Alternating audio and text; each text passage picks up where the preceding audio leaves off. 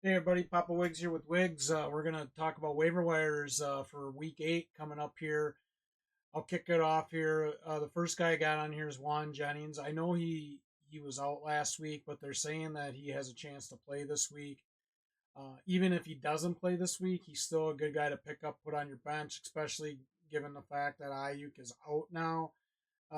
If he is able to play this week, I know Samuel came out of the hospital, but who knows if he's going to play or not. So definitely somebody worth sticking on your bench. And he's surprisingly he's still available in 30%, 37% of the leagues in sleeper. So uh, the next guy on here that I have is Cedric Tillman. Listen, I thought that you know it's too bad Deshaun went down. They've gotten rid of Cooper. Tillman seems to be one of the guys that's going to step up here. He's only in 2% of the leagues. I don't necessarily know that you're going to start him right away, but it's definitely somebody to stash on your bench and see how he does with whoever they're going to have play at quarterback, whether it's Winston or Thompson. So uh, someone that I think is worth sticking on your bench.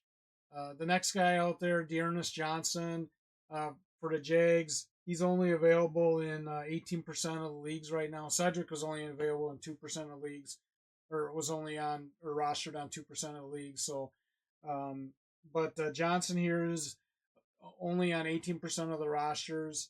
I think he's going to get a bigger role in this Jacksonville offense. I kind of got a feeling they're going to trade ETN. Maybe not, but either way, he's definitely active in their passing game. Somebody that you might want to pick up, put on the bench in case you need, a potential bye week replacement. I'm not saying he's going to blow up the world, but he's definitely someone to think about. The next guy, Jamichael Hasty for the Patriots. He's on 0% of the teams in sleeper. Listen, he had a bigger role in this New England game against Jacksonville with Stevenson, on and off with injuries.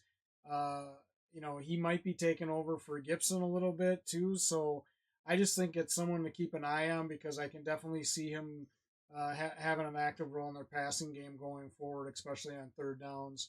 And then the last guy on here, Jatavian Sanders, is only in rostered on 7% of the teams in sleeper. He's the last couple weeks he's actually had some pretty solid production for Carolina. I kind of feel like we might see this as a continuing trend going forward. Hopefully Andy Dalton's okay because his family was in a car accident. He's getting checked out and everything. I don't think it's anything major, so he should be back for Carolina this week. But I think Sanders is going to be a big part of this offense going forward. Yeah, first up on mine, I agree with you. Juan Jennings, I think, is going to have a really big role here in this offense moving forward, especially with Ayuk being out.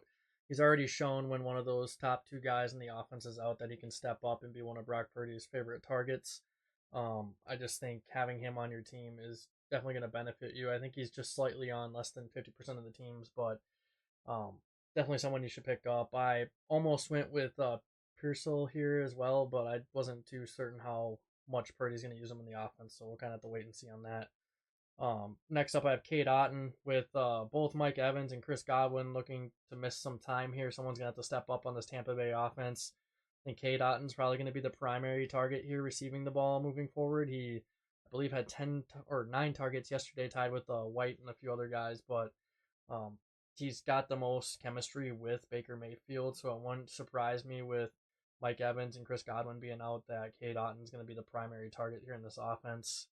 And then I also have Jalen McMillan here in this offense. He had 8 targets in yesterday's game, only caught 3 of them, but I definitely think this is someone who could benefit, obviously, from Evans and Godwin being out, and he's a rookie, so right now would be the perfect time for him to make an impact here in this offense. I don't know how much Mayfield will throw to him moving forward, but definitely someone I think is worth stashing on your bench. Even with Mike Evans coming back in a few weeks, we don't know Chris Godwin's timeline with the dislocated ankle. So He's out for the year.